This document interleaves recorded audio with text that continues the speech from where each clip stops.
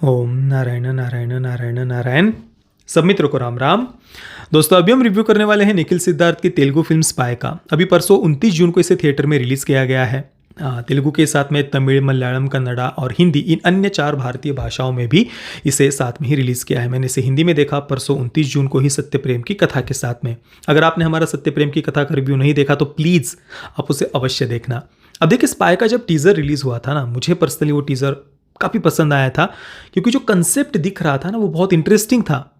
एक एस्पेनास थ्रिलर है और उसका जो मूल कहानी जो दिख रही थी, लग रही थी टीज़र से, कि कुछ देश विरोधी ताकतों के द्वारा नेताजी की जो कुछ सीक्रेट फाइल्स हैं उनको चुरा लिया गया है।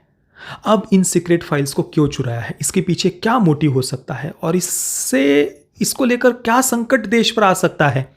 सोचिए कितना इंटरेस्टिंग ये कंसेप्ट है, कितनी सारी बातों को इसके माध्यम से एक्सप्लोर किया जा सकता था। हमारे स्वतंत्रता के इतिहास को कैसे तोड़ा मरोड़ा गया, कुछ चंद लोगों ने, 2 नामों ने किस प्रकार से पूरे के पूरे स्वतंत्रता के श्रेय को लेने का प्रयास किया।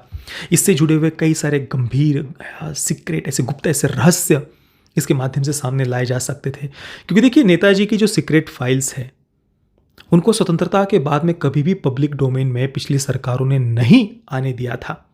2015 में सबसे पहली बार मोदी सरकार ने उन फाइल्स को पब्लिक डोमेन में लाया, सार्वजनिक किया। हालांकि अभी भी कुछ फाइल्स को सार्वजनिक नहीं किया गया, अभी भी कुछ फाइल्स ऐसी सीक्रेट है, गुप्त रहस्य जुड़े हुए। अब देखिए, इनके माध्यम से कितनी बातों को एक्सप्लोर किया जा सकता था। जैसे कि स्वतंत्रता के बाद 20 वर्षों तक नेताजी के परिवार की जासूसी आखिर क्यों करवाई गई थी, और ऊपर से उन रिपोर्ट्स को, ये जो नेताजी के परिवार की जासूसी की गई थी ना, उन रिपोर्ट्स को ब्रिटिश इंटेलिजेंस एजेंसी के साथ में क्यों शेयर किया गया था। नेताजी के आईएनए का जो खजाना था उसे चुराने वाले व्यक्ति को नेहरू ने क्यों सम्मानित किया था। कितनी सारी बातें, संशयास्पद, संदेहास्पद ऐसी बातें, बहुत सारी बातों को इसके माध्यम से रिवील किया जा सकता था। सोचिए कि कुछ देश विरोधी ताकतें जिन्होंने हमेशा भारत को दबाकर रखने का प्रयास किया, उनके एक एजेंडा को कैसे एक पूरा वो धाराशायी होने वाला था इन फाइल्स के कारण, और उससे रिलेटेड कुछ कहानी वो क्रिएट कर सकते थे कि क्या ऐसी छुपी हुई बातें इन फाइल्स में हो सकती थी। बहुत कुछ इसको लेकर एक्सप्लोर किया जा सकता था, पॉलिटिक्स को लेकर, हमारे स्वतंत्रता के इतिहास को लेकर। पर ऐसा कुछ भी करने में ये फिल्म असफल रहती है, स्पाई। बहुत एक्सपेक्टेशंस थे मेरे। हालांकि जब इसका ट्रेलर रिलीज हुआ था ना, तभी पता चल गया था कि भाई फिल्म में कुछ ना कुछ तो गड़बड़ है। इसी कारण से अगर आप देखेंगे, हिंदी ट्रेलर को भी ठीक से उन्होंने रिलीज़ करने पर कुछ खास उतना ध्यान नहीं दिया था। ये बात मैंने इसके ट्रेलर रिव्यू में भी कही थी। और फिल्म को लेकर इसके मेकर्स में कोई खास ऐसा उत्साह नहीं दिख रहा था। वे अपने प्रोडक्ट को लेकर कॉन्फिडेंट है, ये लग ही नहीं रहा था रिलीज से पहले। और इसी कारण से मैं बहुत ही कम एक्सपेक्टेशंस के साथ फिल्म देखने के लिए गया था। अब जब फिल्म शुरू हुई तो शुरुआत के जो कुछ 10-15 मिनट थे, वहाँ तक तो फिल्म अच्छी लग रही थी।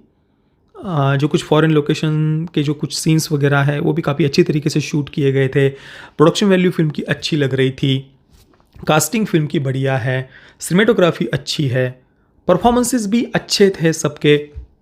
पर जो मूल प्रॉब्लम है वो है फिल्म की कहानी में।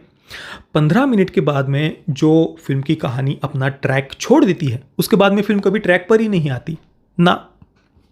सेकंड हाफ में जाने के बाद में कुछ बातें थोड़ी सी इंटरेस्टिंग लगती है, जैसे कि जीसू सेनगुप्ता का जो कैरेक्टर है वो थोड़ा इंटरेस्टिंग था, पर उसको भी कुछ सही तरीके से वो एक्सप्लोर नहीं कर पाए हैं, डेवलप नहीं कर पाए हैं। पूरी फिल्म में जितने भी कैरेक्टर्स है या कहानी है उसको उन्होंने सही से लिखा नहीं है, डेवलप नहीं किया है। कहानी में डायरेक्टर क्या बताना चाहते हैं, क्या दिखाना चाहते हैं, किसी बात के साथ में कोई कनेक्शन ही नहीं है, कोई लिंक ही नहीं थी। और ये मैं बहुत दुख के साथ कह रहा हूँ, क्योंकि मेरे एक्सपेक्टेशंस थे इसकी कहानी को लेकर, पर फिल्म हर प्रकार से हमें निराश करती है। जैसे कि मैंने कहा, सेकंड हाफ में जाने के बाद में कुछ कैरेक्टर्स थोड़े बहुत इंटरेस्टिंग लगते भी है, पर तब तक ये फिल्म अपनी पूरी ज़मीन खो चुकी होती है। इंटरेस्ट हम खो चुके होते हैं फिल्म में। बस एक बात सेकंड हाफ में जाने के बाद में जो पसंद आती है वो है राणा दग्गुबत्ती का जो एक संबोधन है, जो एक स्पीच है वो जो देते हैं नेताजी का, जिस प्रकार से वो वहाँ पर गौरव करते हैं ना, वो एक बात केवल मुझे फिल्म की पसंद आई। थोड़ा बहुत Battle of Kohima, Red Fort trial, naval mutiny, इन सब के बारे में हल्की हल्की थोड़ी सी उन्होंने जानकारी दी है। और राणा दग्गुबत्ती का जो वो स्पीच है, जो संबोधन है ना, वो देखना आप कुछ समय के बाद में, 1-2-3 महीने के बाद में सोशल मीडिया पर वो स्पीच अवश्य वायरल होगा। वो एक बढ़िया था राणा दग्गुबत्ती का स्पीच। और वहाँ पर वो कहते भी कि ये जो नेवल म्यूटिनी, उसको कुछ लोग विद्रोह कहते हैं, पर वो विद्रोह नहीं, हमारा आंदोलन था। ये बात भी वहाँ पर वो बताते हैं। और उसके बाद जो आईएनए के हमारे सोल्जर्स थे, जो सोल्जर्स हमारे जो स्वतंत्रता सेनानी थे, क्रांतिकारी थे, उनको पेंशन तक नहीं दी गई थी। उनकी वीर गति को कभी सम्मान नहीं दिया गया स्वतंत्रता के बाद। ये बातें सारी उन्होंने वहाँ पर एक स्पीच के माध्यम से, 2-3 मिनट का स्पीच था, उसके माध्यम से उन्होंने मेंशन किया है। पर बस वो एक स्पीच ही केवल फिल्म में बढ़िया था। और उसके अलावा तुम मुझे खून दो मैं तुम्हें आज़ादी दूंगा, जो टाइटल ट्रैक है, वो थोड़ी देर के लिए फिल्म में सुनाई देता है।